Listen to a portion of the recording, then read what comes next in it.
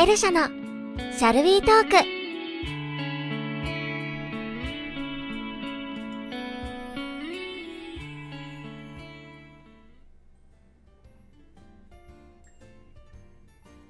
Hello everyone! Welcome to the first episode of my new podcast series, エルシャのシャルウィートーク where we talk about otaku culture, voice acting, language learning, and more.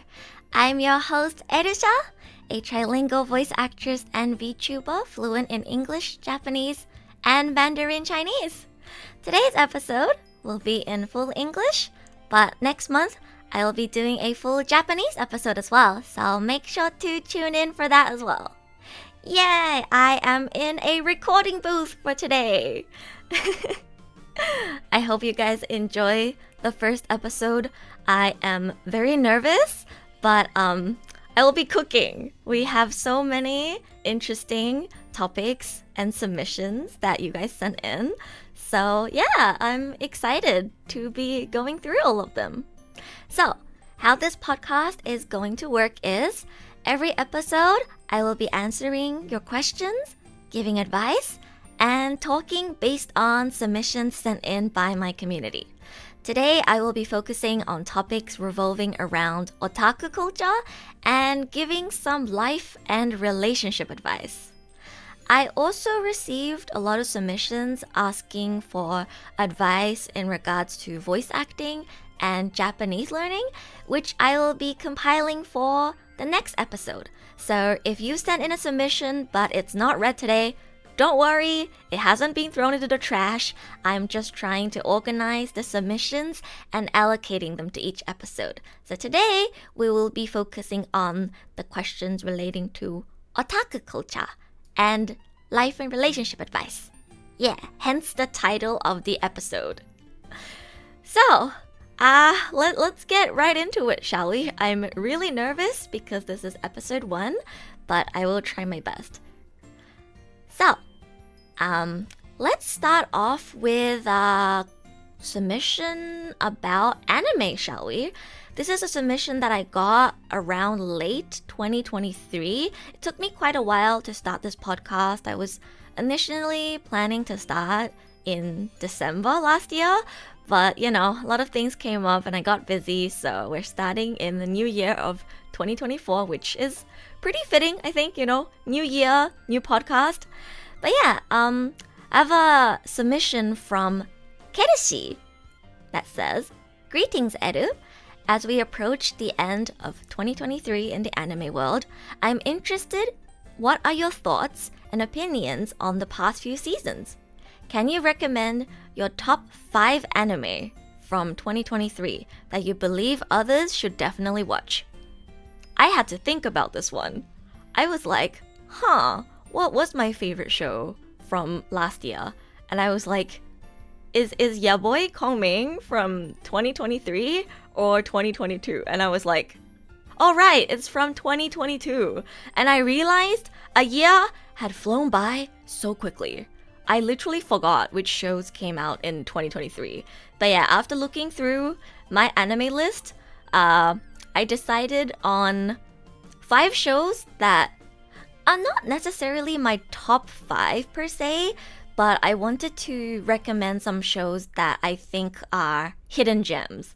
Because let's say I told you guys, Oshinoko and Furiden were some of my top favorites from last year. You don't need me to recommend Oshinoko and Furiden to you.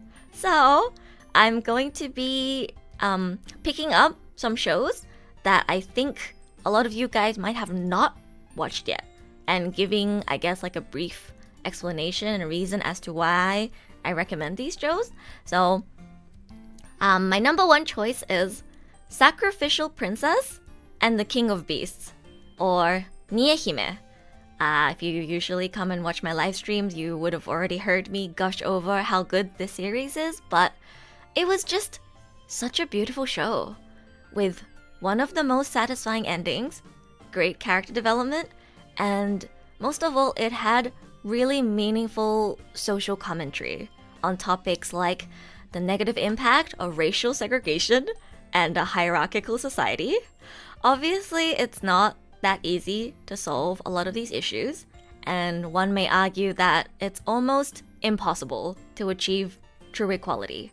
But I just thought it was really nice seeing these characters who start off being so obsessed with the idea of being like there being superior races, overcoming these limiting beliefs, getting to know each other beyond who they are on the surface, and developing genuine bonds. It was a really beautiful and rewarding anime to watch. I love it very much, and I wish more people would give it a chance because I did not hear anybody on Twitter, on online spaces, talk about Nihime. Please check out Sacrificial Princess and the King of Beasts. It was such a beautiful series. Another recommendation I have, which is also a romance, is Insomniacs After School. This one was a very realistic school romance, slice of life anime, where two characters have genuine chemistry, they take time to get to know each other, and fall in love very naturally. I love the way they make each other's life better and look so happy when they spend time together, but they're not codependent, and they have their own hobbies and aspirations that they share with each other. Their romance just felt so natural, and it was developed really organically, I think, compared to a lot of other romance series I've watched. And I really, really enjoyed it. I think it was another hidden gem of 2023. I believe the Japanese title was Kimi wa Hokago Insomnia. Please do check it out if you haven't. This was another hidden gem that I wish more people would give a chance. Another hidden gem that I kind of went on a tangent on in my last seasonal anime tier list is Miki and Dali. Again, super satisfying ending, had a great mix of comedy and mystery horror, had me on the edge of my seat every single episode. I wanted more. Every episode. You are so lucky you don't have to wait for new episodes, because holy cow, was it a roller coaster with so much cliffhangers, so much plot twists. It was really funny and really wholesome while being exciting the entire show. Please watch Miki and Dali. It was so good. It was so good. You don't need me to recommend Furiren or the Apothecary Diaries.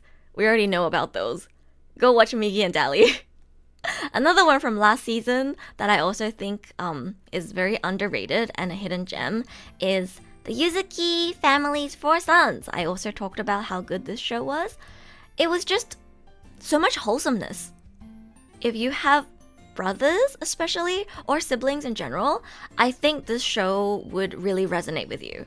It depicts both the beautiful parts of sibling bonds and the more uncomfortable bits, like dealing with a younger sibling being born when you're still young yourself, feeling like they've taken away your parents' attention, the jealousy, the pain of being compared to your siblings, feeling like you're less important in the family.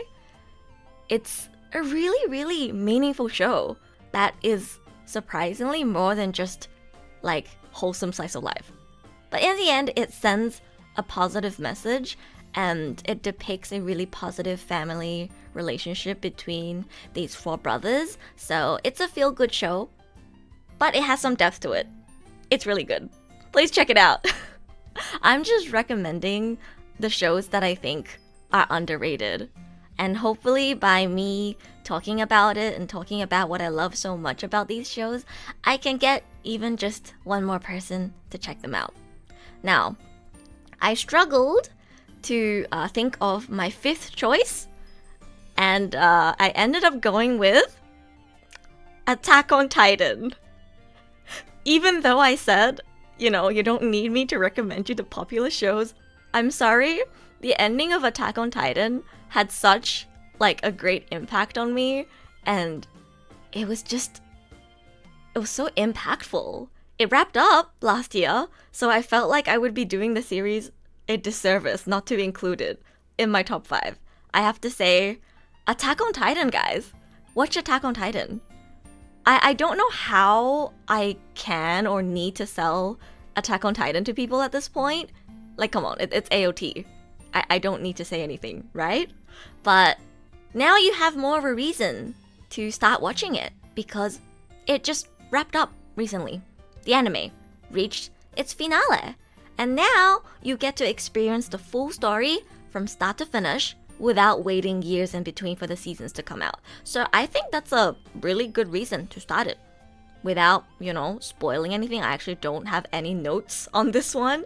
Without spoiling anything about Attack on Titan, I think there are some similarities actually with Nihime, where I especially love Attack on Titan for the social commentary, right? It has really meaningful social commentary, and as you follow these characters through season 1 all the way to the final season, you see the negative impact of things like racial segregation and a hierarchical society and many, many other themes that I don't want to spoil for you.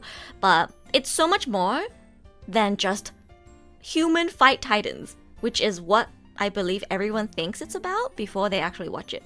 That's what I thought too when it came out in 2013. It was 2013, right, where season 1 came out. When season 1 came out, I was like, this is so stupid. It's just humans fighting titans. Why is it so popular? Do we like watching people die? Is it the violence? Why is it so popular? And I didn't understand. And for the longest time, I didn't give it a chance. It was after season 4, or the final season, which is not the final season, came out, that I, binged it from season 1.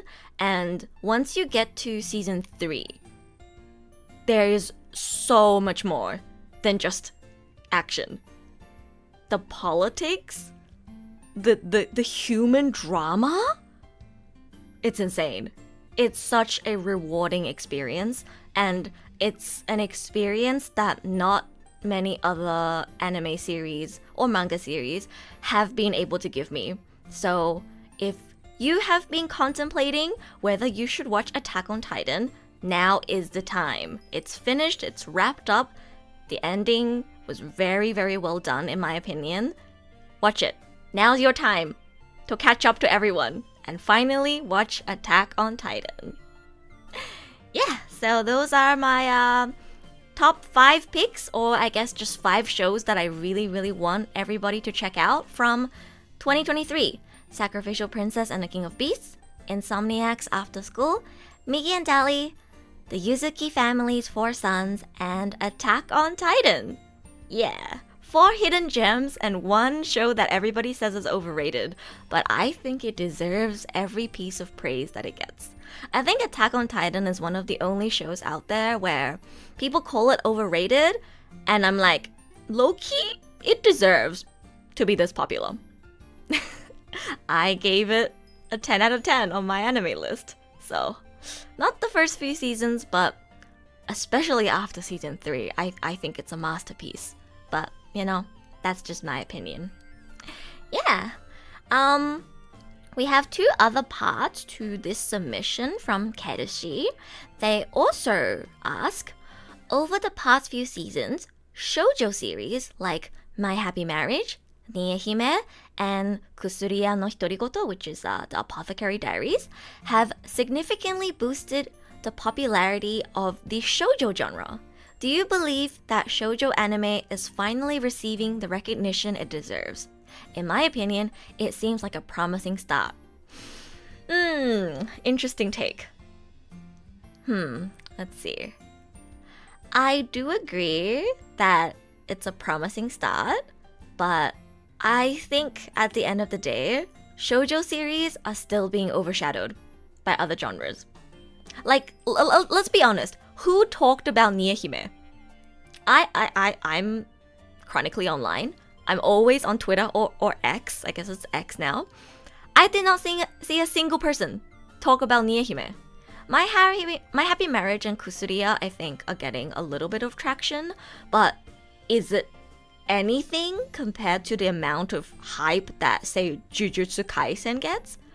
Maybe it's unfair to compare it to Jujutsu Kaisen, but you know what I mean.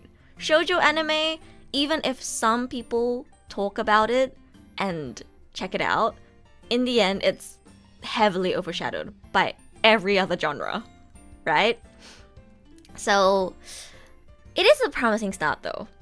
And, how we can, I guess, bring more light to shoujo as a genre is, for me, to talk about it more on my podcast. I don't know how much influence I have, I'm only a very small creator, but I try my best to introduce shoujo series to my audience and talk about why I think, more people should give shoujo series a try. And for the currently, ongoing season, I would like to recommend A Sign of Affection, or Yubisaki to Renden. It's from the current season, and it's really good. There's also an villainous isekai kinda. I guess it's just a villainous series. Yeah, there's a villainous series called Seventh Time Loop, which is also really good and has a really, really girl boss heroine. But I don't know if that falls under shoujo. I'm gonna have to check. But yeah, A Sign of Affection. I've known about this manga for a really long time. All of my friends are very heavily into shoujo series, and I know that A Sign of Affection is one of the most beloved shoujo series of all time. And I think out of the ongoing series right now, it's one of I think the top 3 or the top 5 most popular shoujo manga out there that's ongoing. It's a very beautiful series. It's about a girl who has a disability. She's hearing impaired, and she meets this guy who speaks many languages and, travels around a lot. I don't want to spoil too much, but they have really good chemical reaction to steal some words from Blue Lock. I should have just said they have good chemistry. I don't know why I said chemical reaction, but it's they bring so much into each other's lives, and it's really endearing to watch. And it might not be so action focused and hype, it might not be hype the same way something like Jujutsu Kaisen is, but it's beautiful. There's a really beautiful melancholic kind of vibe to shoujo anime that's almost similar to Furiren. I'm sure a lot of you guys are watching Furiren. Furiren Beyond Journey's End, I believe was the English title. Furiren isn't action-packed every episode, is it? It does have some banger action scenes, but it's by no means action-packed every single episode. And yet it's so beloved.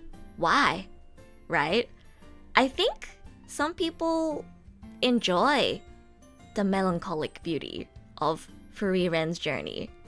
And if that's something that you find yourself enjoying, allow me to introduce the shoujo genre, because that's something that you will find a lot in shoujo.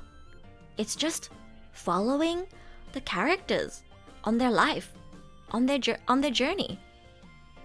And it can be a good, fresh breath of air to the action-packed series that we get so much of nowadays.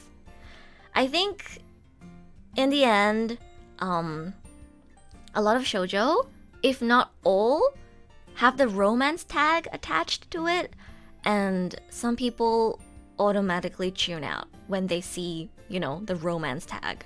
People assume it's just made for girls and dismiss the genre as a whole, when there is actually so much depth to the genre.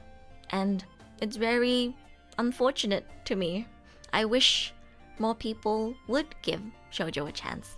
So, if any of my words resonated with you, you're like, oh, I kind of like the slow-paced, melancholic vibe of Furiren. Maybe I can try watching a few shoujo series if it can give me a similar experience. Do it. Watch a shoujo. Go watch A Sign of Affection. It's very good. The animation is beautiful, the music, the OST is very beautiful. Give it a try. You might find something that you actually really enjoy. Yeah. We have part 3 to this submission, which says, there seems to be a noticeable decline in the attention span for anime fans recently, exemplified by series like Jujutsu Kaisen, resorting to swift character death without sufficient character development. What are your thoughts on this trend? And do you share my concern that it might be a worrisome direction for the industry? Are you me? This is me. This is my biggest concern for the anime industry right now. Again, if you have listened to any of my anime talk live streams, you will know that I completely agree with this take. Definitely. We don't get the same kind of shonen series that we used to. Like, Goku charging his spirit bomb for 3 episodes. I wonder if people can even sit through a Haikyuu match nowadays. I feel like people's attention spans are so short. And we don't get full arcs exploring a character's backstory anymore. And personally for me, that really takes me out of the experience because, what makes a character's suffering and their death so impactful and so, I guess, emotionally stimulating is because, I'm emotionally attached to them. And how am I supposed to build an emotional attachment to a character if they die before I even start liking them, right? I see this not only in Jujutsu Kaisen, but also in series like Mashle and a lot of other series as well. It really hurts me personally because I love character-driven stories, but, I know it can't be helped because the anime industry currently is on a trend towards quantity over quality. And for weekly publications like Shonen Jump, I know they need to have something big or exciting happening every chapter to keep the readers on edge, right? So that naturally, because they need to keep the readers on edge, naturally character development gets cut in favor of more action-packed and, shock value content. That's why I think characters die so quickly. That's why I think we're getting, maybe just a brief flashback in 1 or 2 chapters regarding to a character's history rather than a full arc exploring who they are, what their motivations are, how they became the person they are today. Instead of getting, a whole season or a whole arc about a character, we just get 1 or 2 episodes at most with some flashbacks. And maybe some people prefer that. Maybe some people prefer the character backstories to be cut in favor of more action. I don't prefer it. I like my character-driven stories. I want to know my characters better. But, anime is not made for me. My opinion does not matter on the grand scheme of things if the majority of the audience prefer character backstories to be cut shorter in favor of more action-packed content. So we're just gonna have to see. I hope there are more people out there who feel the same way that I do. I think this could also be one of the reasons why genres like shoujo and slice of life are less popular, because they are more character-driven. And sometimes the story, the entire story in a shoujo or slice of life, sometimes is just about getting to know the characters, their life, their motivations, and seeing their relationships with other characters develop. There's no action. Nobody dies. It's just, a cast of characters. You see them go through their everyday life. They meet people. There's a little bit of drama here and there, right? There's ups and downs. they maybe are lost in life and don't know what they want, but then they discover something and then they work towards it, but it doesn't go well, and then they have to go through character development, and that's it. That's the plot. Nobody dies. And that's okay. I like that. I like just watching ordinary people go through their everyday life, experiencing up and downs, 'cause it's more relatable. I don't know about other people, but I don't watch anime for action-packed scenes, for shock value. I do like a good plot twist, but sometimes I just want to see a character and see their life unfold through a longer timeline than just a few episodes. And then I have to say goodbye to them because they die. That's Jujutsu Kaisen for me. And I am very sad because there have been quite a few moments where I was like, oh, if only this dragged on for a bit longer, I think I would have had a pretty, strong attachment to this character, and, the things that happened to them afterwards would have hit a lot harder. And I missed out on that emotional impact because they were gone too quick. So, I guess to give my 2 cents on this topic, I wish and I hope that there are some creators out there who will still write more character-driven stories and actually take their time to develop the characters, give them a full fleshed out backstory, and really go deep into exploring their motivations and life aspirations and explore their relationships with other characters, instead of just killing characters off so quickly and focusing on the, more, I guess, hype elements. Not everything has to be hype. There's slice of life enjoyers out there. I'm one of them. Please don't stop making anime adaptations of shoujo and slice of life. Thank you. Yeah, so that was our submission about anime. Thank you so much. I believe this is the only submission I've gotten so far about anime. Thank you for giving me a prompt to talk so much about shoujo, a genre that means a lot to me. Thank you so much, Keishi. Let's see. No, moving on. Let's see, what should we talk about next? I have a bit of notes on a lot of the submissions that I received, but wonder what I should talk about next. I guess this falls under the same umbrella of otaku culture, so let's pick up this one, shall we? So, next, we have a submission from... wait, ちょっと待って。We have a submission from erusha fan 123. Okay, I do not know who this is. Hello, erusha fan 123. They say, hello Edu.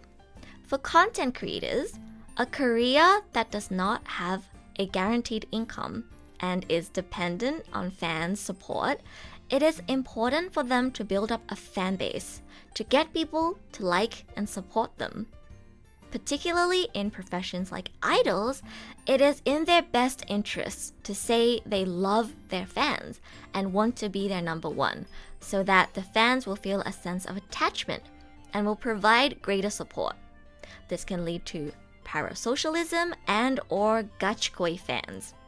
These concepts are particularly prevalent when the creator is small and fans can directly interact with them, giving the fans a false sense of closeness. As someone in this field, how do you feel about parasocial/gachikoi fans? In general, not just your own. You've mentioned being gachikoi yourself before. How did you overcome it? And what would you suggest to someone who wants to stop? What a loaded question. but a very interesting one that I'd love to explore.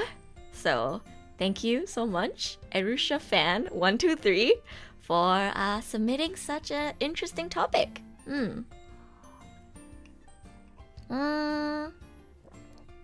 I feel like it's so much more complex, right? It's so much more complex than just parasocialism is bad, which is what a lot of people like to throw around. Yeah, don't be parasocial. It's bad to be parasocial. Your favorite content creator doesn't care about you. Stop being parasocial. I think there's more nuance to this topic than a simple parasocialism is bad.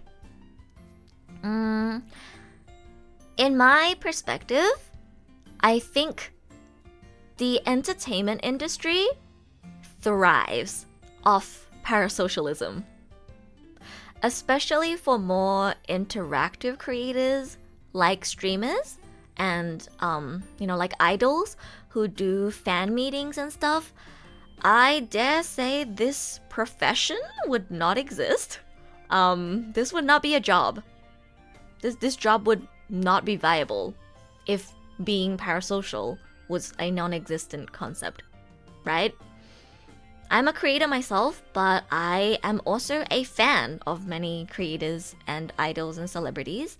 I know what it's like to be on both sides, and I think for a viewer, for a fan, to invest so much of their precious time and money to a creator, to some extent, they're probably parasocial, right? Guys, like, let's be honest. I can't speak for everyone, but I think most people would be lying if they said that the idea of befriending their Oshi has never even crossed their minds. Being parasocial doesn't have to be all, creepy and completely delusional, like thinking your favorite creator is going to marry you if you super chat them enough. Sometimes it's just finding a creator, whose personality you vibe with, who you enjoy listening to and interacting with, and wanting to get to know them better, which is not so different to meeting a person IRL or online who you think is cool and wanting to befriend them. It's really not that different. The distinction here is expectation. Do you expect your Oshi to give you personal attention? Or do you understand that they are a creator, an entertainer, making content? It's not wrong to want to be friends or be closer with someone who you like. That's normal. That's human nature. If you like their personality and you spend hours and hours listening to them talk, of course you'd love to be their friend. That's normal. It's about understanding that your feelings are one-sided. It's about knowing your place as a fan and making sure that you interact with your Oshi in a way that is supportive, but not overstepping their boundaries. See the time and money that you invest into your Oshi as a token of your respect for them, right? See it as a token of gratitude and appreciation for their content, for the knowledge and entertainment that they bring you. We're all slightly parasocial to our Oshis, I think. Maybe some of you guys are parasocial to me. It's okay, guys. You can be parasocial. We just need to be sane and respectful. Wanting to date your Oshi, wanting to be in a relationship with your Oshi is kind of the same thing. It's not a crime to want something you can't have. It only becomes a problem when you act upon it. You need to be okay with the fact that your Oshi is not and will not be your friend or your lover, and see the support that you give them as a way of saying thank you for the joy that they bring you. because if you're not okay with that, then it means you are probably lacking a support system in your own personal life, and you're using oshikatsu as a way to fill in loneliness, which is very dangerous. Support your oshi because, they make you happy, because they bring something positive into your life, not because you feel like you can buy attention from them with your time and money. It will not fix your loneliness. I always thought of having a normal conversation with my favorite streamers. Yeah, and that's okay. I think most people are, to some extent, parasocial. Like if you Google the word parasocial, it's just like a one-sided relationship. There is no implication of, oh, I'm going to give them a lot of money and then they are going to marry me. I guess that's kind of what a gachikoi is.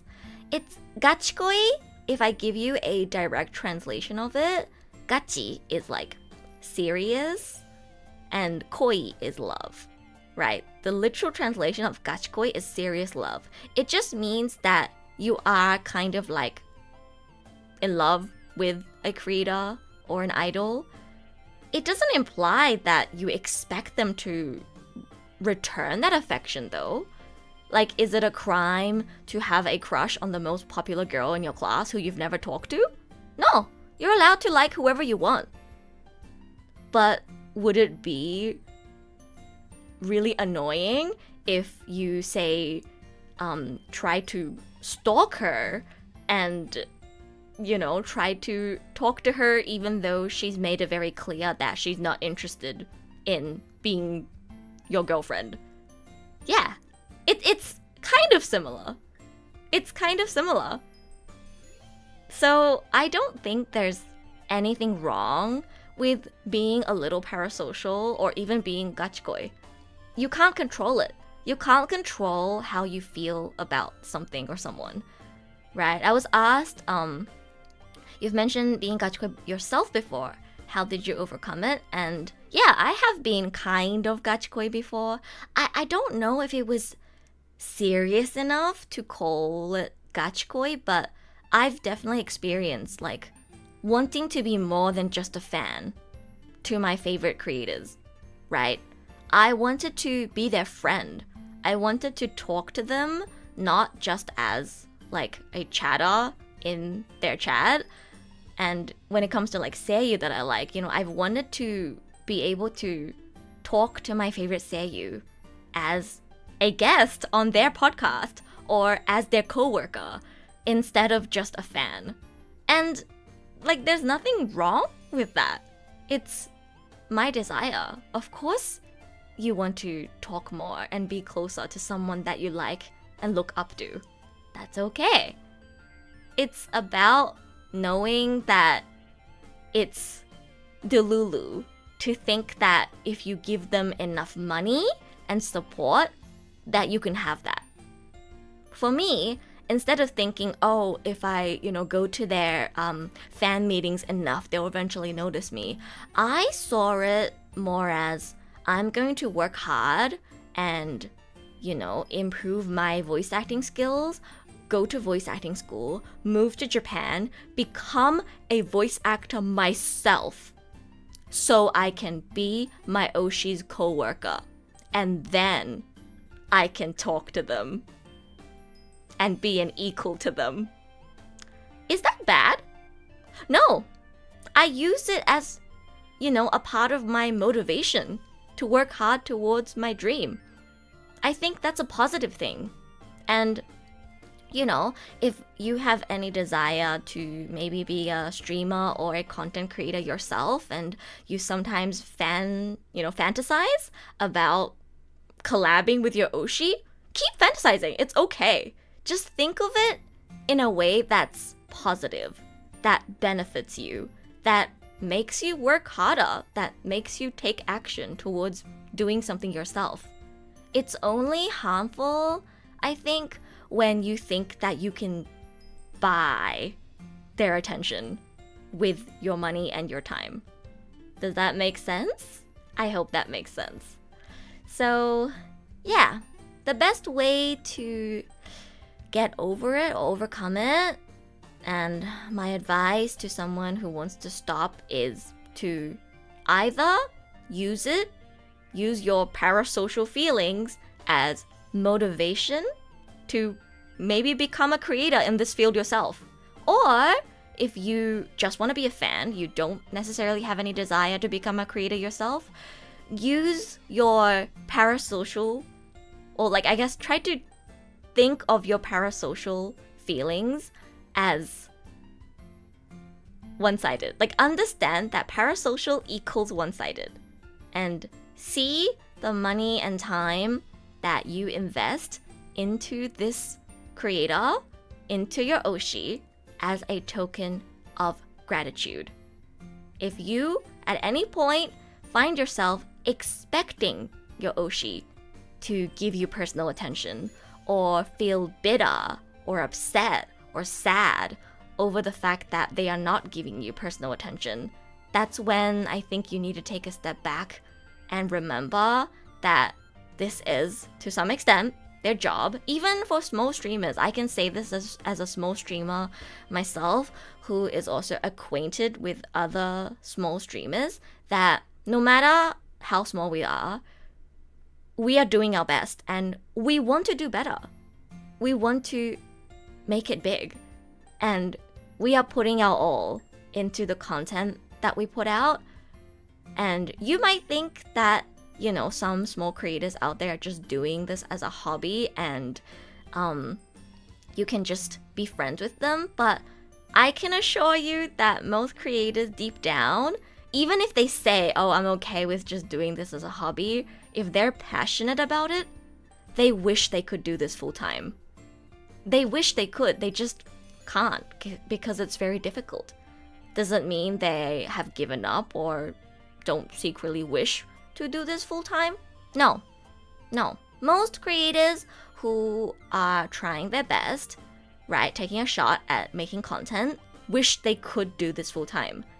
And it would be, I guess, think of it as almost a hindrance to your oshi's career if you expect them to give every single one of their fans personal attention, because in order to grow, in order to, you know, do bigger things, they have to focus on content and not focus on entertaining each individual fan that they have.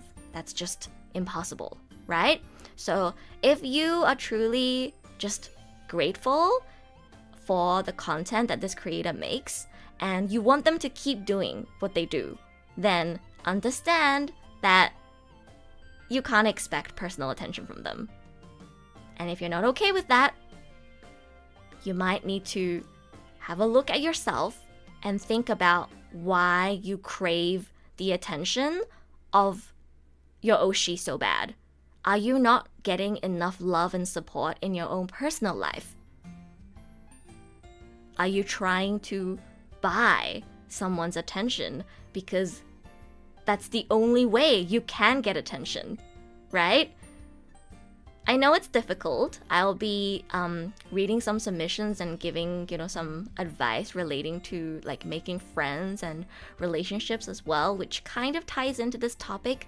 But on the topic of parasocialism and Gachikoi fans, I just want to say, being parasocial to a streamer, being a Gachikoi, and being very heavily involved in oshikatsu is like putting a band-aid over a leakage. Like if your house is, like if your roof is leaking and you cover it up with a band-aid, it's gonna leak again. I feel like that's what trying to fill in the gap of loneliness with oshikatsu is like. You don't know when your oshi is going to graduate. You don't know what kind of person your oshi really is. They could be a horrible, horrible person behind the scenes. We've seen examples of that. And it's not good to put all of your hopes and trust into someone that you don't even know, right? What if they graduate tomorrow? What if a scandal comes out tomorrow that reveals that they're actually a horrible, horrible person? If you're a gachikoi, what if your oshi announces marriage tomorrow? Right? You don't know. So always focus on your own life, right? First and foremost, focus on your own life and build real, genuine relationships in your own life. Oshikatsu and oshi is supposed to add color and joy to your life. It's not supposed to make your life complete, be the meaning of your life, or fill in gaps and emptiness in your life. It's supposed to add something extra to your life. So if you feel like at any point you are being very parasocial, or you are almost, I guess, using oshikatsu as a way to fill in the emptiness in your life, you might need to take a step back. That's my advice. Yeah. I hope that wasn't too real. I really wanted to give some genuine advice. So, to summarize everything I said, there's nothing wrong with it. Just don't go too far. Stay sane, stay respectful, and enjoy oshikatsu. Have fun with it, but always, always put your own life first and foremost. Yeah, focus on your own life first and foremost. And you'll be fine. It's okay to be a little parasocial, as long as you're still woke. Thank you, erusha fan 123 for such a loaded question. I was very happy when I saw this submission because I was like, ooh, what an interesting topic. I really, really like having discussions on topics like this. So thank you so much for such an interesting question. Let's see, what else do we have today? I guess this ties in well with giving some relationship and life advice. We have, I think, 2-3 submissions about relationship and one for general life advice. Let's see.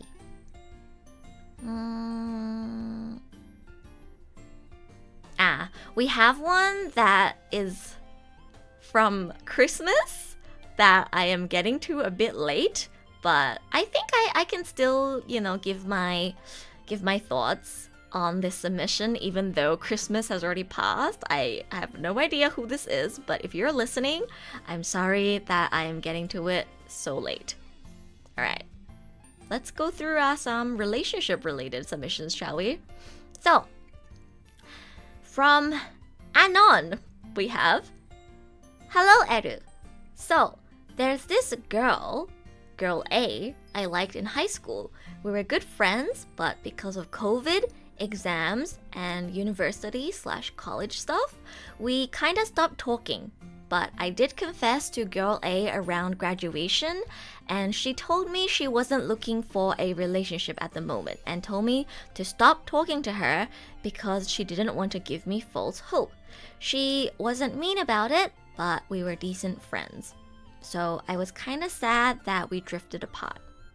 Recently, she's leaving the country during Christmas to visit family, and she told my friend, boy A, who lives in the same apartment as her cat babysitter.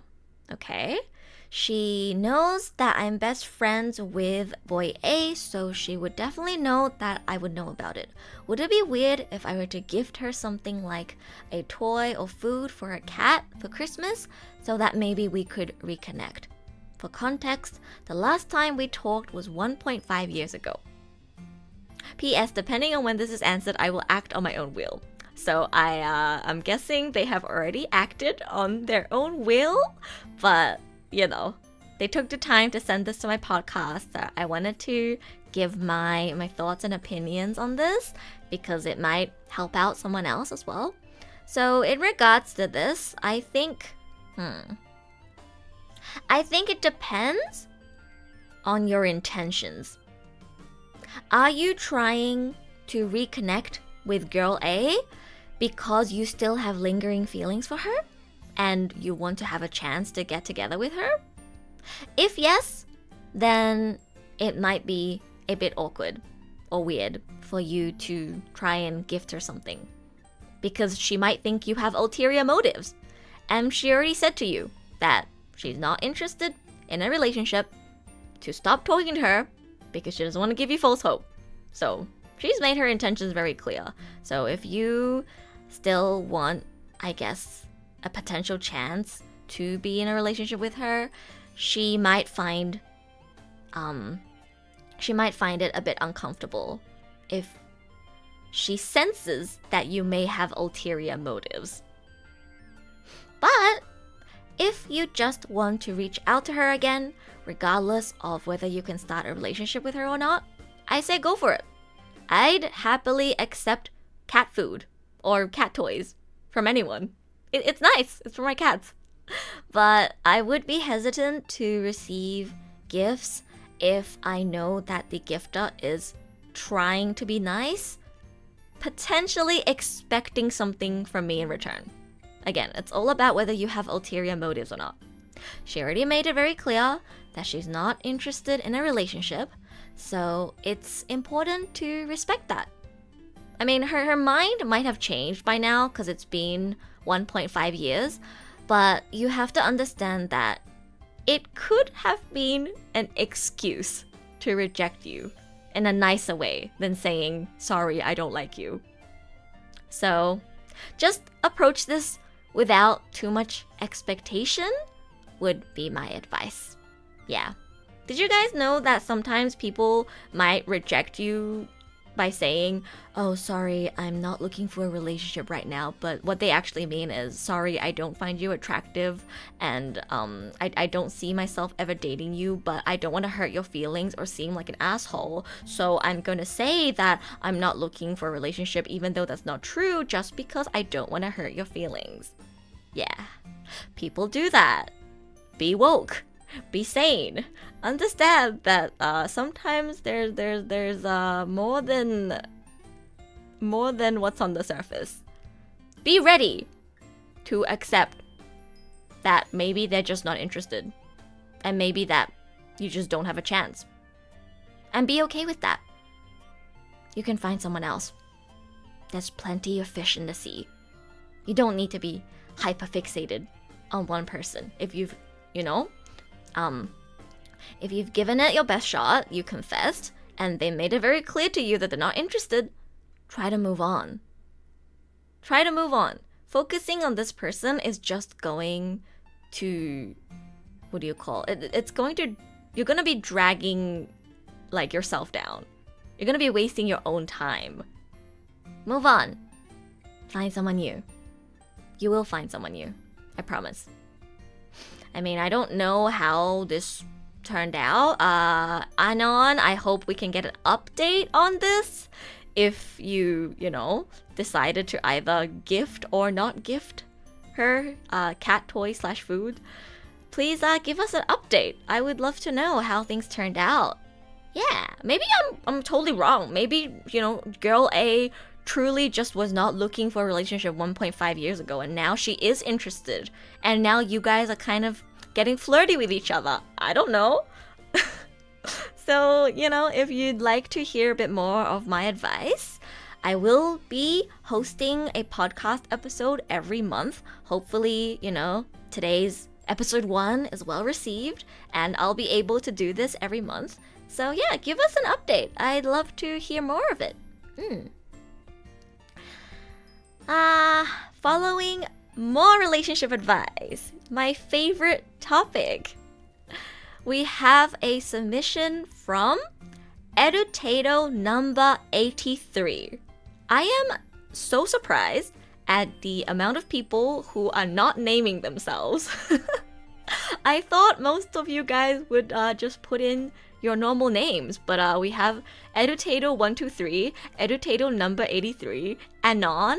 We also have a person who put in their name as Anonymous Anonymity. Yeah, so many Anons. But yeah, from Edutato number 83. Hi Edu, I'm a relatively new viewer, but I've heard that you do a lot of relationship advice. I hope mine is not one of too many. First of all, I want to be clear that all my relationships have been online since I'm a terminally online person, but it's not one of those ones that last a couple of weeks. Mine has been going on for 3 years, and during those 3 years, I was mostly the top in the relationship, and recently I've lost the drive to provide when my partner asks for affection or pampering in general. It's just become super tiring for me, even when they simply ask for something because it feels bad for me to refuse. I've communicated this to my partner and they agree to step back a bit, but I struggle to think about what the next step is, since for a few months now, I've also had the desire to be cared for in a way that I feel like is almost unreasonable. And that I feel the most unburdened when I'm simply having fun playing games with friends that I have no romantic attachment to. I often think that I'd be happier if I was not in a relationship at all. Thank you for reading this. Right now, Edit-down is the only VTuber/streamer that I watch live. I really enjoy your zatsudan. Oh, I'm glad to hear that. Thank you so much for your submission. So, you say that you've lost the drive to provide when your partner asks for affection, and you've had the desire to be cared for in a way that you feel like is almost unreasonable. I don't know what your desired way to be cared for is because, you haven't written it down, but from the information I have, it sounds like to me that your partner is very unapologetic about only taking and not giving. If you are making an effort to respond to your partner's needs and pampering them, showing them affection when they ask for it, you also deserve to ask your partner to fulfill your needs. A relationship is supposed to be mutual. You can't only take or only give. You have to do both, right? Do you want them to initiate more? Do you want them to be more affectionate and pamper you sometimes as well? Tell them. Ask for it. Communicate. You need to. You deserve to. And if your partner is unwilling to respond to your needs and care for you when you've been doing all that for them, they're not a good partner. And I would recommend breaking up with them. A relationship is supposed to be equal, where partners have to both make an effort to respond to each other's needs. It sounds like you're already kind of burnt out from this relationship. A relationship shouldn't feel like a burden, but something that's comforting or exciting. So, I guess my advice is try communicating your needs and be very honest about how you feel about all this to your partner and see how they respond. If they are not willing to put in the work to make things better, then I think you should cut off this relationship. It seems to be adding more stress than happiness to your life, which is not good for you or your mental health. So, more communication. I know it's scary, to be honest, right? If you said, everything that you said to me, to your partner, there's a chance that they might get angry, that you might get into a fight, that they might start, blaming you or crying. And, that might be very hard to deal with and might be something that you don't want to get into. But you can't run away from the problems. If there's a problem, you have to communicate it. If you don't, and you hold it in, and you endure, you know what's gonna happen? You're gonna break up anyway, but in the worst way possible. Everything is going to get to a boiling point.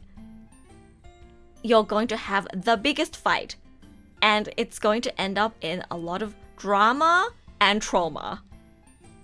So it's better to communicate things while you're still kind of sane. You can't run away from it. You have to face it.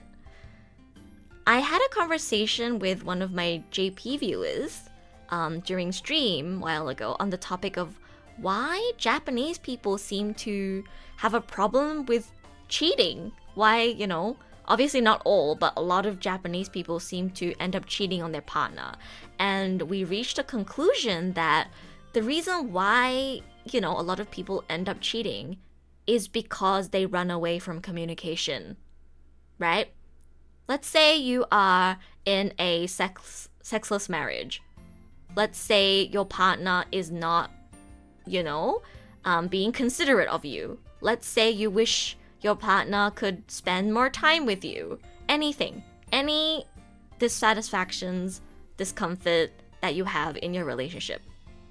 Instead of bringing it up to your partner and talking about it and being like, hey babe, you know, I know you're working hard, but sometimes I feel like we never get to spend time together and it makes me feel very lonely, and even if it's just for a little bit, I wish we could, you know, go on, we could spend some time together, maybe like watch a movie together or go on a date on a day where you're off from work.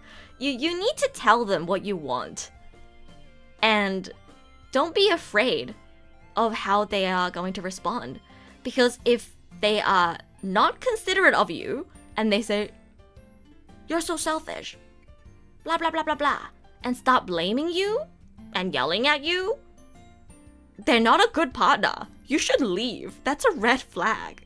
A good partner will listen to what you have to say and, to the best of their ability, try to compromise and like make things better with you, right? So don't be afraid to communicate, because a good partner will let you communicate with them. A partner who blocks out communication and is unwilling to listen to you is a red flag, and you should leave them. And if you don't communicate what you need, you're a red flag. And not to say that, you know, a lack of communication always leads to cheating, but in the case of Japan, it seems like, you know, the amount of people who run away from having a head-on conversation with their partner is leading to all these unfulfilled desires, like bottling up, getting to a boiling point, and then people having all these unfulfilled urges that they don't know what to do. Like, they don't know how to deal with those unfulfilled urges. And what do? They cheat. They go out and find someone else. My partner won't give me affection, but I'm too scared to talk to him about it. Alright, let me go find another guy who will give me affection. Same thing. It's the same thing, guys. You need to communicate. Don't run away from it. It's not going to end well. Yeah. There will be resentment as well if this step won't be done. Yes, you need to make sure to communicate your feelings. If you can say it to me, right? If you can send it to my podcast, it means you have the ability to put your thoughts into words. So you've already got step 1 done. Some people struggle to explain how they feel. You can do that because you sent it to me. Now you have to say it to your partner. You have to face your problems. You have to. Otherwise, nothing is ever going to be resolved. Good luck, and feel free to send me an update to this, or any follow-up questions or concerns that you have, and hopefully I can help you again in a future episode. Thank you for your submission. Let's see. We have 2 more submissions that I would like to go through today. I'm going to be keeping this podcast around 1 to 2 hours, which I think I'm on schedule today. Let's see. Alright, let's talk about this one, shall we? So, next we have a submission from Anonymous Anonymity. Why are you guys all called Anon or Edutato? It's fine, but I thought it was funny how many people sent in either Edutato or Anon as their name. Ayo Erune-sama, thank you for a wonderful year, and I hope we will be able to enjoy some more time with the community as it grows. You were a wonderful content creator and a wonderful friend. May you keep up the wonderful content in this new year. As we've been together in this community for quite some time now, I always tend to enjoy those moments where you sneak in some bits of advice towards the edutados, and they are really great. I have one question regarding that. To what length do you think does the saying, "You cannot give what you do not have" apply? What sort of advices have you not yet imparted with the edutados that you think is of utmost importance as well? Can you give at least 3? It can be relationship advice or general life advice. Thank you, and more streams and that's to come. Yeah, thank you, Anon. Yeah, some of the topics might be kind of embarrassing, so it's okay, guys. You can feel free to send in submissions as Anon. That's the whole point of why, I specifically say in my submission form for the podcast that you can submit as Anon, so that you can be fully comfortable talking about your struggles and feel comfortable knowing that I don't know who you are and my listeners won't know who you are as well, so you can be more open. Yeah, it's totally fine. So, let's let me think. Let's talk about the specific part first. So, you cannot give what you do not have. What do I think about this statement? I think it's true. I think if you're unhappy, for example, it would be very difficult for you to make others happy. If you are poor and you don't have enough money for yourself, you can still give your money, say, to charity, to other people, but would it be a wise idea? No. If you don't have money to spare even for yourself, you shouldn't be donating it to other people. I think that can be applied to anything. If you're struggling, right, with mental health, you're a menhera yourself, and you have a lot of mood swings and have a tendency to go into a very, I guess, negative kind of mood, are you going to be able to uplift others and give others happiness when you don't even know how to be happy yourself? No. So, I think it's true. It's not that you cannot give what you do not have, but it's difficult to give what you do not have. Yeah. So, always, again, I feel like I'm a broken record at this point, but like everything I've said so far relating to the Parasocial Gachikoi topic as well, always focus on yourself first. You have to be happy first. Otherwise, you can't do anything for others. You have to be in a good mindset yourself to be able to help others. Yeah. So I was also asked to give some advice that I think is of utmost importance. That could be relationship advice or life advice. It's hard to only give 3. And it's hard to give advice that I think I haven't said yet on stream because I talk so much in my live streams. But I guess the 3 that came to the top of my mind when I first read the submission. Number 1 is understand that there is not one correct way to live your life, and that there isn't one specific thing you can achieve or gain in life that will just make your life complete. This is something that I learned recently, or I guess thought about recently, after watching the Netflix drama series Turn to Me, Mukai-kun. It's kind of similar to a quote that Mukai-kun's mother said at the end of the series. Life will always be up and downs. There cannot be a happy day without a sad day. The positive feelings of joy and comfort exist because you know what it's like to be suffering, right? So I feel like a lot of people get trapped into this idea of, if I do this, or if I get this, or if I can achieve this, I will have everything that I want. No. You'll never have everything you want.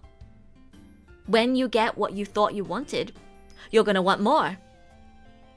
When you see other people having things that you don't have, you're gonna want that, even though you didn't want it before. That's life. That's human nature. So when you realize that there's no goal that you can achieve in life that's just going to make you permanently happy, I feel like you reach a state of nirvana, right? Like you reach a state of peace where you realize, oh, I don't have to be so desperate. I don't have to be in such a rush to make my career goals come true, to get a girlfriend/boyfriend, to do this, to do that, to have this much money in my savings account, to buy a house. It's okay. Just because you made your dream come true. Like let's say tomorrow I become a professional voice actor. I debut as a professional voice actor in Japan. That's my dream. That's been my dream since middle school. Is my life just going to be permanently happy now? No! I'm going to experience more ups and downs in my career. Maybe in the beginning, my goal was to just be a seiyuu. But when I become a seiyuu, when I become a professional voice actor, I'm going to have more goals. I'm going to see other voice actors who work with me, who are better than me, and I'm gonna think, wow, I'm so lacking. I'm so worthless compared to my peers and my coworkers who are way better than me. And you know, there's so much things that will go wrong. I don't even have to say it might go wrong. It will go wrong. Things are always gonna go wrong. Even if I become a professional voice actor, I might run into issues like, oh, I'm not getting work because it's too competitive. Oh, I'm not good enough because my peers and my co-workers are working harder than me. Oh, I'm not getting work, or I'm not doing well because maybe, you know, my voice is and my acting style is not in demand right now. You never know what's gonna happen. Nobody could have predicted COVID. Nobody could have predicted how much the live streaming and like VTubing market was going to skyrocket because of COVID. Life is unpredictable. So you don't have to be so fixated on getting one thing. I think that's a life philosophy that I'm trying to really implement right now so that I don't feel so desperate on getting one specific thing. And second piece of advice is, again, I'm gonna be just a broken record today, but my second piece of advice is work on yourself more than worrying about what others are doing. I don't even know if this advice is for you or for me. I guess it's for both of us. I'm saying this to you, but I'm also saying it as a reminder to myself because I struggle a lot with comparing myself to others. Even though I know all the facts, right? Comparing yourself to others, in my opinion, is the number one thing that makes you unhappy and unmotivated. When you take a step back and realize that while there's always people ahead of you, there's always a lot of people behind you as well. Once you realize that you don't need to rush. We're always going to compare our worst selves to other people's best selves. We only get to see their highlight reels, unless they reveal otherwise. So it's a losing battle. You're always going to feel like crap if you compare yourself to others. Some of the most successful and beloved people in the world are going through traumatic experiences that we can't even imagine. And do we know that? No, we don't know. Unless a scandal comes out and it's publicized, we don't know. You don't know what's going on in other people's lives. Somebody who looks like they are having the best life could be abused. Could be like experiencing abuse behind the scenes. You just don't know. Not even your friends, right, will always tell you what they're struggling with behind the scenes. You don't know. And I think it's almost safe to assume that everyone is going through like some sort of pain. Nobody is going to be always happy and always successful. Even the most successful people, in fact, because they are so successful, they probably have to deal with higher levels of pain and stress than we do. Right? Things come at a cost. Sometimes, like I admit, sometimes I look at streamers and content creators who are doing way better than I am. They have, way more followers, they get way more views, they have way bigger fan bases. And I'll, be a little bitter and think, why can't I have that? I'm doing my best. Why can't, I have more people who will find me and support me and consume my content?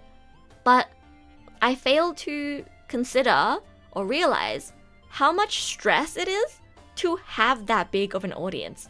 They probably deal with way more hate and way more problematic people than I'll ever have to. I've had to deal with, problematic people, but probably only 1 to 3. That's nothing compared to the amount of stress and slander and hate comments that bigger creators have to deal with. And, with success also comes expectation. It must be a lot harder for them to, say, take a hiatus or take a break. They probably feel so much more pressure to keep up the quality of their content or, constantly improve it. And it must be a lot of stress. They might be going through a lot of things in their personal lives as well. Maybe, their relationship isn't going well. Maybe they don't have a good relationship with their parents. Maybe they don't actually have genuine, bonds with their friends, and it's just all business because people only approach them because they're big and successful. You don't know. You don't know what others are going through. So it's never a good idea to compare yourself with others. I preach this as if it's easy to just tell yourself, yeah, don't compare yourself to others. But I know. I do it all the time. And I'm preaching myself more than I am preaching to you because I need to be reminded that everyone is going through their own struggles, and you always need to consider the fact that you don't get to see everything.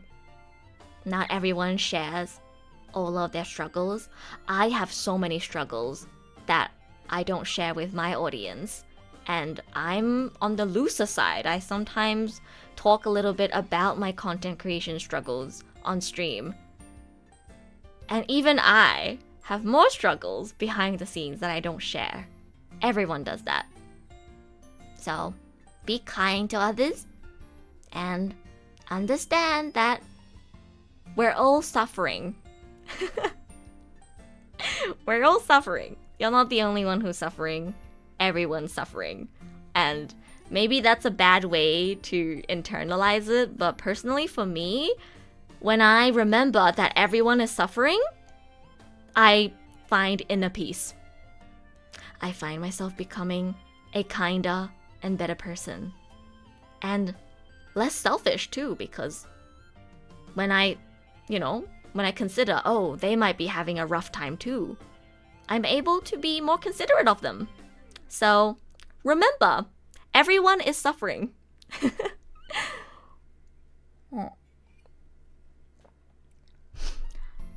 And I guess number 3,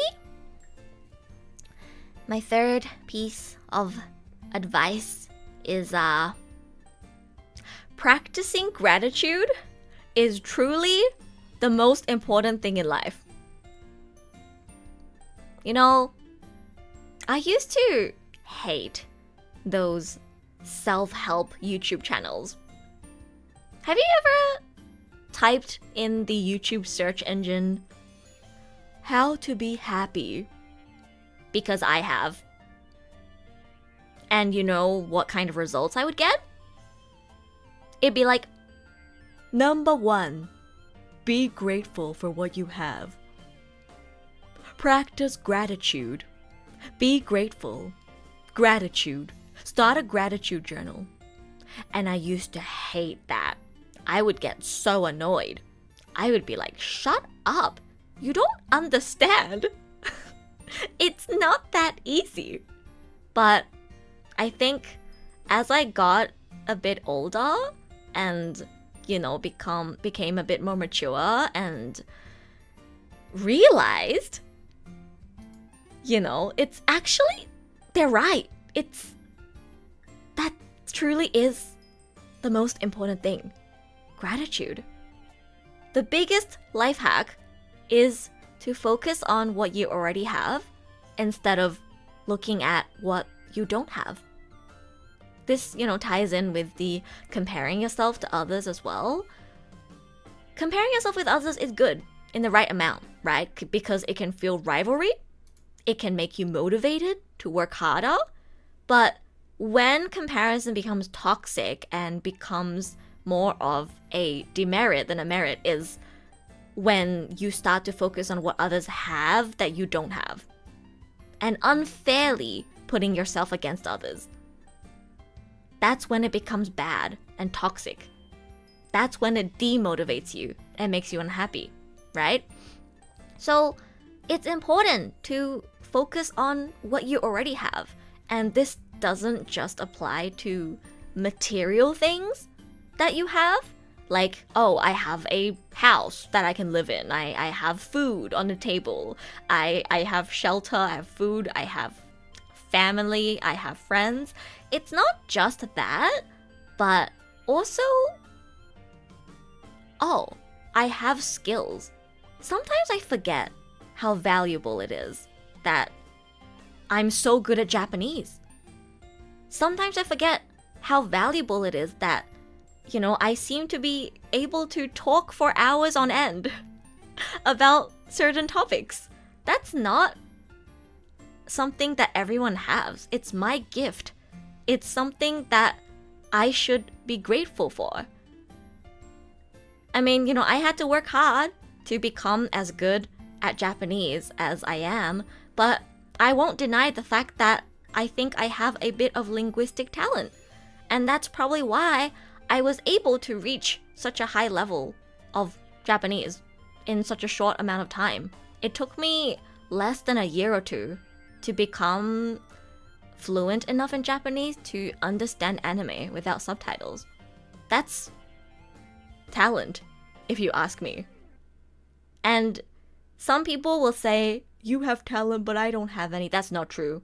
Everyone has a bit of talent in something. It's all about whether you've been able to discover it and work on it so that it becomes even better. If I never did anything with my linguistic talent, I might still be only speaking 1 or 2 languages. I speak 3 languages now because I noticed that I absorb languages very fast, and I also put in active effort to learn it. Right? So you need to focus on what you can do and what you have. I might be really good at languages, but I absolutely suck at math and anything related to STEM. I had really bad grades in physics. I am also really bad at math. I'm really bad at sports. I'm very bad at anything physical, like I'm a slow runner. I am not flexible. There are so much things that I can't do well. I'm also not very musically gifted. My audience, will tell me that they love my singing, but I am aware that I'm not very musically gifted. It's very hard for me to catch the beat and rhythm of a song, so I sing. I don't sing on time. I struggle to sync up to instrumentals a lot of the times. And, sometimes I get sad. I'll look at other VTubers and other streamers who are really, really good at singing and seem to be able to learn a song after listening to it twice. And I'll feel so useless and think, wow, I can't even learn a song after listening to it 10 times. I can record a song 3-4 times and still be out of sync to the instrumental. But that's me comparing myself to someone in a field that I am not gifted in. Can they speak 3 languages fluently like I do? No. But do they sing better than I do? Do they have a better musical sense than I do? Yeah. Everyone has things that you have and things that you don't have. It's about perspective. I can also say, oh, well, I'm not the only one in this world who speaks English, Japanese, and Mandarin Chinese. I have friends who can do the same thing. But the world is so big. Not everyone in the world is going to share your skills and talents. And if you keep comparing yourself to the people who have the things you don't have, and you never look at the things that you do have, you're always going to be unhappy. So be grateful. Be grateful for what you already have, including the skills that you have. Not saying that it's all talent. It's a combination of what you were gifted with and your hard work. And you should still be grateful for that. If you, say, was not able to get an education, would you have some of the skills that you have right now? I know I wouldn't. I don't think I, for example, would have been able to develop my skill in script writing and video editing if I wasn't privileged enough to, take media and communications in high school and university as a class. My teachers taught me a lot. It was because I was lucky enough to go to school that I was able to develop my skills in areas that I might have never even discovered I had talent in. It was my media teacher who told me, Eru, you have a good eye for composition. If he didn't say that to me, I might have never realized that I can do this. Right? So sometimes I take a step back and I realize I should be grateful for the teachers that I've had, the people in my life who have helped me realize what I'm good at I probably wouldn't have realized how good I am at languages as well if my family and my friends didn't praise me for it. It was other people in my life who helped guide me and make me realize the things that make me special. And I was able to focus on those areas and become even better and turn them into viable skills that I can actually use in what I'm doing right now. So, yeah. Focus on what you have instead of what you don't have, and you will be happier. That is what I have learned in my 20-something years of life. Yeah. I hope that was some good advice. I kind of went on a bit of a tangent there. I said a lot of things that were not in my notes. But I hope that was able to help someone. I know it's difficult. I do it all the time. I compare myself to others all the time. That's why I'm preaching this.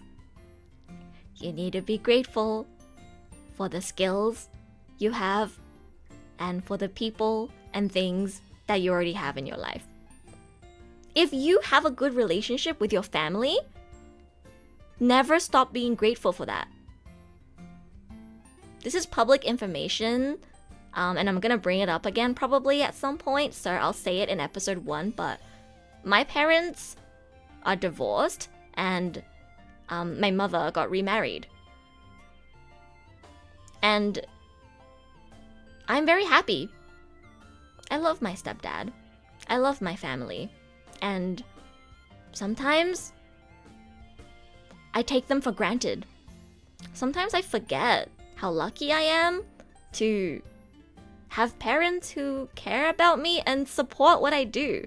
My parents at no point have ever discouraged me from making content. They're also very supportive on me, wanting to move to Japan to pursue voice acting. And I'm so lucky to have that. Do your parents, listen to your struggles? Do your parents, get you your favorite food sometimes? Do your parents do anything for you? Remember that. Never take anybody for granted. Your friends as well. Do you have friends who will help you out when you're in trouble? Do you have friends who make an effort to reach out to you? Treasure them. Be grateful that you have them in your life. And when you shift your mindset to focus on being grateful, you become a better person and you become happier. Yeah. I sound so preachy today, but it is the truth. And I need to keep saying it over and over again as a reminder for myself as well. Alright. Moving on to probably our last submission for today, which is also related to relationship and life advice. It's quite a long one, so I think we are going to end on this one today. Alright. Let me drink some water. We have a submission from Kaiser Reinhard von Lohengram. That's a very long name. I believe this is from Legend of the Galactic Heroes. Correct me if I'm wrong. They say, "Hello, Eru. I recently got rejected from a confession last week. I said, yeah, it's fine at first. I kind of already expected the answer and went to sleep. But the next morning after the confession, I felt lonelier than usual. Then, my fears and negative thoughts started to kick in and started to spiral. What if I can't get into a relationship in the next 30 years? Am I really going to be lonely forever? This was reinforced by a fortune teller a few days ago before the confession, who said that you don't have a certain star that grants you support. Support defined as, you will have friends, yes, but you won't have true friends who truly care for you and appreciate you, no matter how much you help them. It made me question myself and whether all the friends I have are just because we have similar interests, and that made me on guard even more than usual. This made me conclude that the likeliness to get betrayed by somebody I know and having enemies is very high. I am used to it because I had no friends when I was in school. Even worse, my mother told me that getting into a relationship will be harder for me than most people, which made me feel that I am really destined to be lonely till I die. Plus, that next morning I have to go to work, and my workplace will likely have couples coming in. I dreaded couples coming into my workplace so much that I found myself becoming toxic and bearing hatred on couples. I also used 2D over 3D as a philosophy to combat this loneliness. Therefore, I have come to you to seek advice as the master of relationships. Do you have any advice on the matter? How do you get over rejection and a fear of loneliness? Are the friends we made truly friends, or will we just be thrown away once you no longer share similar interests or have any value to them? What a loaded question. There's so much things to unpack in this question. I might go over time. It's okay. We don't have a strict time set for this podcast. We can go anytime from a little bit over an hour to a bit over 2 hours. It's fine. So first of all, where do I even start? Why is your mother being so unsupportive? Imagine being told by your mother that getting a relationship for you will be harder than most people. Don't listen to your mother. Listen to me. I'm joking, but yeah, don't listen to people who discourage you. That's so toxic. Don't listen to people who put you down. That's step one. Don't listen to people who put you down. Well, the first part of this is, do you have any advice on the matter? I mean, I guess this isn't just about relationships, like romantic relationships. It's also about friendships, right? I think my first piece of advice is, again, to not listen to people who try to put you down, but also to avoid ruminating on negative thoughts. You know, when I first received this submission and looked through it, I was like, oh, I relate to this in the sense that this is how I think. Like, this is my thought process when I'm depressed. It's just only negative thoughts. Everything in my life, the things I have or don't have, they're all negative. I have friends, they're not real friends. My family, they don't care about me. The person I like, they don't like me back. Like, it's just negative, negative, negative. Everything is negative, even when it's not confirmed to be negative. You don't know if your friends care about you or not. Have you asked them? Have they shown that they're fake friends and are going to leave you? No, you have no proof of that. You only think that way because you are currently in a negative mindset and everything is negative to you.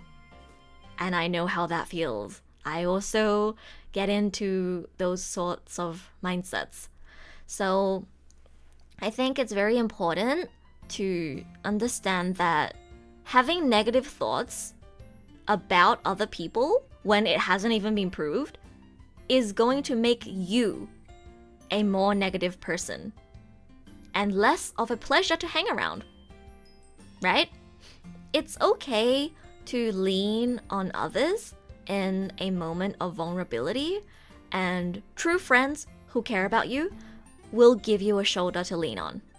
But if you also want to be a good friend to them, you have to rely on them in moderation. If you are constantly down, always bitter about life, and always talking about how you're gonna be lonely forever, you hate everything, everyone's gonna betray you, you won't attract the right people, right? Negative energy is going to attract negative people. If you radiate negative energy, And, nobody likes to hang around negative energy all the time. You won't attract good people. You won't find the right people if you keep focusing on your negative thoughts. I'm gonna sound like one of those YouTube self-help channels again, but you know what you need to do? Just be yourself. I will elaborate on it, so I'm not just giving empty words that mean nothing, so hear me out. When I say be yourself, I mean enjoy your hobbies and passions, wear it on your sleeve, and you will find people who appreciate that. I also had no friends in school. People called me names and laughed at me behind my back. I was one of the uncool kids. I was the one who still hasn't moved on from Japanese cartoons. These are real things that people said about me. And, I used to come home, cry to my mom about how nobody likes me, how nobody understands me, and I was starting to doubt if I was the problem, and if I'll never find people who will like me. And you know what my mom would say? She'll say, be patient. The right people will find their way to you if you continue being your best self. You can never change others. You can only change yourself. So be a version of yourself that you are proud of, and before you know it, you'll be surrounded by people who love and appreciate you for who you are. It sounds so preachy, but she was right. I used to not believe in her, but she was right. The moment I stopped caring about what my classmates thought of me and started getting into cosplay, delving deeper into voice acting, joining voice acting circles, and focusing on learning Japanese, which was my passion. When I focused on being involved in the things that I am passionate about, I found people who appreciate me, who think I'm cool. All those things that my normie classmates thought were lame about me, my cosplay friends and my Japanese classmates thought was amazing. I had a girl come to my table and hold my hand because she thought that if she, received some energy from the smartest kid in the class, she can do better on her test. And I was not used to being treated that way. I was so used to having nobody who understood me and thought I was cool. Everybody hated me and thought I was lame. But the moment I changed my environment and distanced myself from people who don't share the same interests and passions as me, I found people who value me. Even my personality. I can be quite brutally honest and real. My brutally honest personality, my tendency to go on tangents about my thoughts and talk forever and ever and ever, I thought it was a flaw. And that's why people never liked me. But I realized now that some people appreciate how honest I am. Even though it might be annoying or insensitive to others, I found people who like hearing my thoughts and opinions. People who like that I'm honest and that I keep it real. People who find my insights valuable. You guys who are listening to the podcast right now. I know, again, I sound like one of those self-help YouTube channels when I say this, but you really just have to be yourself and learn to love yourself. That is the biggest advice I can give on this whole situation. Again, this is everything. This relates to both friendships and romantic relationships. Step 1 is to become a version of yourself that you are proud of. You need to like yourself first for other people to like you. And how can you like yourself when you are dwelling on all these negative feelings all the time, right? Part 2 is how do we get over rejection and a fear of loneliness. This is another difficult one, but it's related to what I said earlier, right? Learning to love yourself is the most important step when it comes to getting over rejection and a fear of loneliness. When you know your own worth, you won't allow others to pull you down. As long as you have put in the effort to be your best self, as long as you can confidently say that you are working hard, being genuine, and being kind to others, anybody who rejects you is missing out. And that's the kind of confidence you need to build. If you can't confidently say that you're working hard and being genuine, start by working on yourself. Learn a new skill. Improve a pre-existing skill. Practice gratitude. Be kind and considerate to others. Work out, get a glow up. Become your own dream man/woman. When you become a version of yourself that you're proud of, you stop going into self-pity mode when people don't recognize your value. Because you know that you have so much value. And you know that there is so much more opportunities for you. The girl you liked rejected you? That sucks, but it's okay. You'll meet another girl that you like who'll want to be with you. This girl just wasn't the right match. If you're not a version of yourself that you're proud of, you need to start working on yourself. Think about what you're lacking, what you could have done better, what you can improve on to be a better potential partner. As long as you're willing to improve on yourself, you will find someone. Falling into the bitter mindset of, I'm gonna be lonely forever, is only damaging you, and it will make you less attractive to others. You know who the most attractive people are? It's people who don't feel the need for a relationship. People who are happy with their lives, happy with themselves, just vibing, engaging in their hobbies, and working hard on whatever they've chosen to do in their life are the most attractive people. The people who are always saying, I want a girlfriend, I want a boyfriend, I'm so lonely, are not attractive.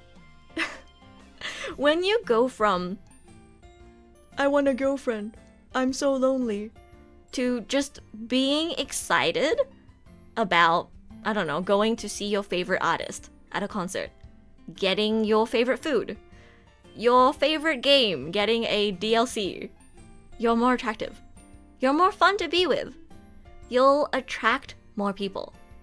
You shouldn't seek a relationship to make your life complete or fill in loneliness.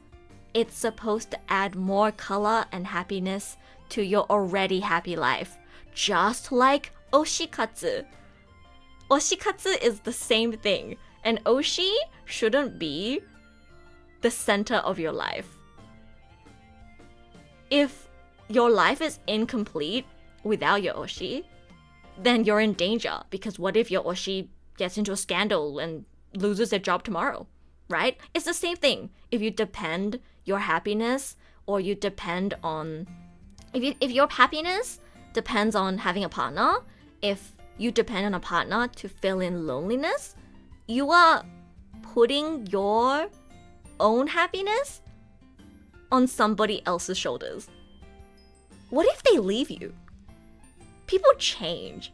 They can be the sweetest, most loyal person you have ever met. And one day, they might change. They might go through some traumatic experiences, or, befriend the wrong people, and they could change. They might cheat on you or leave. You need to be always ready for people to change, because you can't control others. You can only control yourself. So, the most important thing is to get your own life together. And anything beyond that, whether that's having an oshi that you love to go and see and consume content of, or having a partner, see it as something that adds to your life, not something that completes your life. Always find ways to be happy that doesn't involve other people. I know it's hard to be happy without other people. You need other people. I'm not saying don't make friends, don't find a partner, don't have an oshi. No. Have those things. They're good. We get lonely. Humans get lonely. We need companionship. We need to have other people in our life. But you need to also have other things. You need to have ways to be happy that doesn't involve other people as well. Otherwise, you're gonna be broken because you can only change and control yourself. So, step 1 to overcoming loneliness is finding ways to be happy that doesn't involve getting a partner. It's okay. You don't have to be in a relationship just because everyone else is. And age doesn't matter either. What matters is that you are doing what makes you happy. I see a lot of people say like, oh my god, I'm at X age already and I'm still single and all of my friends are getting married. I understand how that might make you worry, but again, similar to what I said earlier about how you never know what's going on in other people's lives, there are people out there who get married before they're ready and end up divorcing. They might seem like they're happy, but they could be fighting with their partner behind the scenes every day. You don't know. Don't force a relationship. Forced and rushed relationships will not be happy relationships. Long-lasting, good, healthy relationships are relationships built by two people who are happy and content with their own lives and add something to each other's lives instead of completing each other. That's codependency. Yeah. So don't be so pressed about, oh, I'm this age already and all my friends are in a relationship but I'm not. Are you looking forward to the next Genshin update? Are you looking forward to the next Honkai Star Rail update? Are you looking forward to the next episode of Furiren? Just focus on that. Just be happy. You know who are the true winners of life? People who are happy. When you are happy, you are much more likely to attract a potential partner. Naturally. OMG FF14 expansion, exactly. Be excited about the things that you love. And I'm really sorry, right, to anybody who's listening to this who's thinking, well, I don't have any passions. I know there are people out there who don't have, you know, a lot of hobbies and things that they're super passionate about, and it might be very difficult in that case. But if you are lucky enough to have a hobby like games or anime or anything, if you have something that you look forward to, focus on that. Don't think about what others are doing. Just focus on what you want. Just do things that make you happy. And in the process of that, you are much more likely to meet someone who could potentially become your partner. Most people meet their partners through communities and, you know, like doing activities that they enjoy. I know so many people who like met their spouse in like through like cosplay. I know people who met their partner through being in the same, you know, community. They have the same oshi. It happens a lot. Just be involved in what you love and you'll meet the right people. That is truly the best advice that I can give. And last part of this question is, are the friends we made truly friends? Or will we just be thrown away once you no longer share similar interests or have any value to them? Again, this is worded in a way that's very negative. But similar to what I said earlier about how if you radiate negative energy, then you're only going to attract negative people or you're going to push people away. If you don't trust your friends, how can you expect them to trust you? Right? It's only when you believe in your friends and allow yourself to be vulnerable, to be genuine with others, that they will also be genuine to you and stick around. A true friend will not throw you away or see you only for the value you provide. If they do that, they are not worth your time. And you shouldn't be sad about them leaving because you deserve better. Not every friend you make is going to stay. And that's okay. You need to accept that and understand that for every friend you lose, you will make another friend in the future. It's okay. People grow apart. I used to be the kind of person who say my friends abandoned me. I still say that sometimes, and it's not true. My friends have never abandoned me. We simply grew apart, right? The people who I was friends with in high school and middle school, we're not friends anymore. And I used to be bitter about it and, talk about it like, oh, they abandoned me. They changed. They don't care about me anymore. And try to almost play the victim in the situation when nobody is the victim in this situation. We just grew apart. I stuck to anime and got into Seiyu and VTubers. They didn't. They grew out of anime. They stopped watching and got into, maybe like K-pop instead. And there's nothing wrong with that. There are some friends who you'll find it difficult to connect with after your hobbies shift. But that's not everyone. You guys know my bestie, Angie. Angie and I became friends in the beginning because we had common interests. We both liked Uchida Yuma. We both liked Gintama. And we still do. But, in recent years, I think the things I'm the most passionate about and the things that Angie are most passionate about are very different. Doesn't mean we're not friends anymore. Doesn't mean we don't have anything to talk about now. No. There are people who will still stick around and be your friend, even when your interests don't align anymore. What's important is being willing to still interact with them.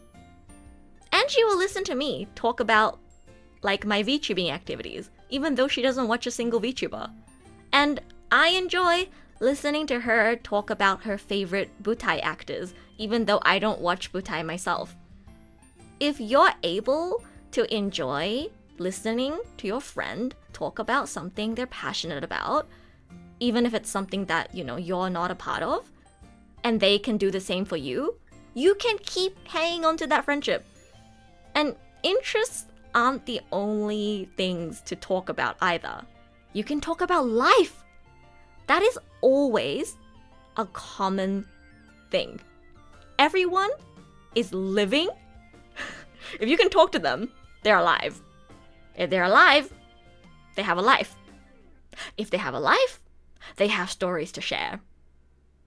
You can always talk about life with anyone. Talk about what are their career plans? What are they planning to do now? How's their relationship status? Maybe you will find out that, they're struggling with similar things to you. Maybe they also dealt with a rejection. And maybe by talking to them, you can find a new perspective. Right? Differing interests does not automatically mean the end of a friendship. A true friendship will still last, even if your interests no longer align. And not saying that, it'll be like that for every friend that you have. I have had friends who I don't talk to anymore because our interests don't align anymore. But I also have people like Angie. They exist out there.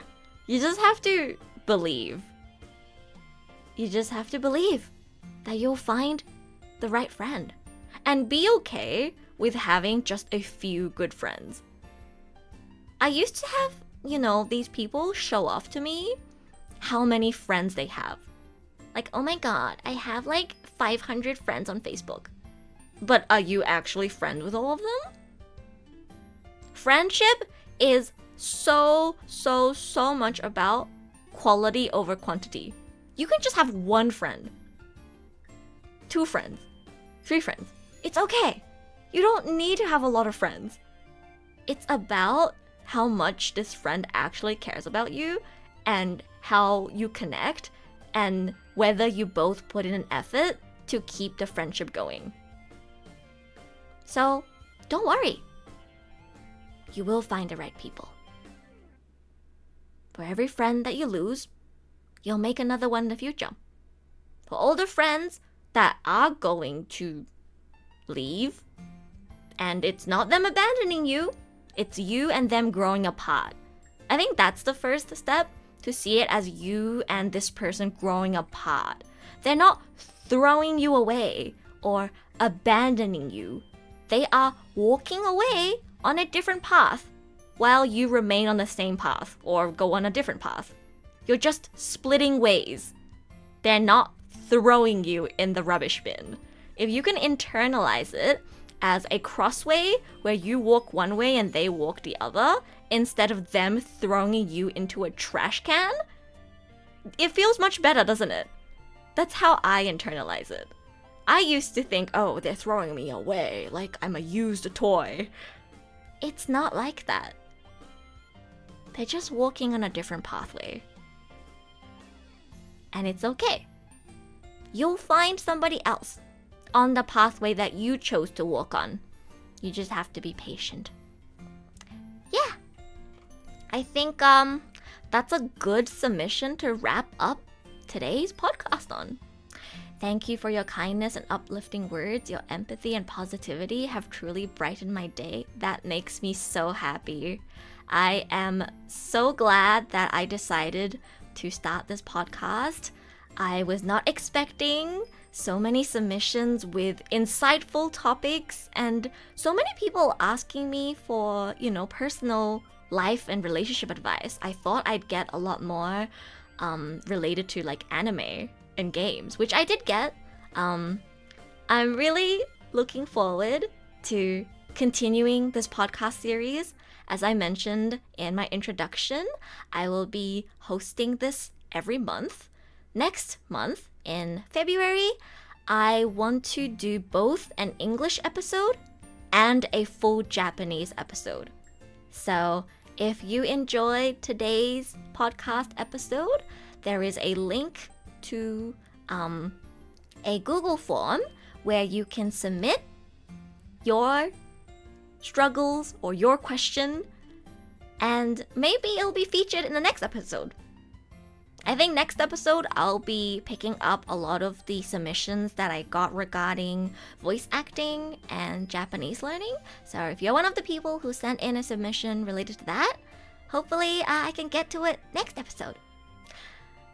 I am so happy that I made the decision to start this podcast, and I hope you guys will stick around to listen to more episodes.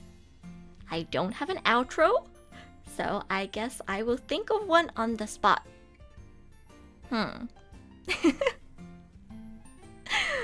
First time is always really nerve-wracking. I don't know how I should do an outro. Should I say otsueru? Maybe we'll just say otsueru, like what you guys are used to. Thank you everyone for coming to the first episode of Erusha no Shall We Talk? And I'll see you again in the next episode. Otsueru!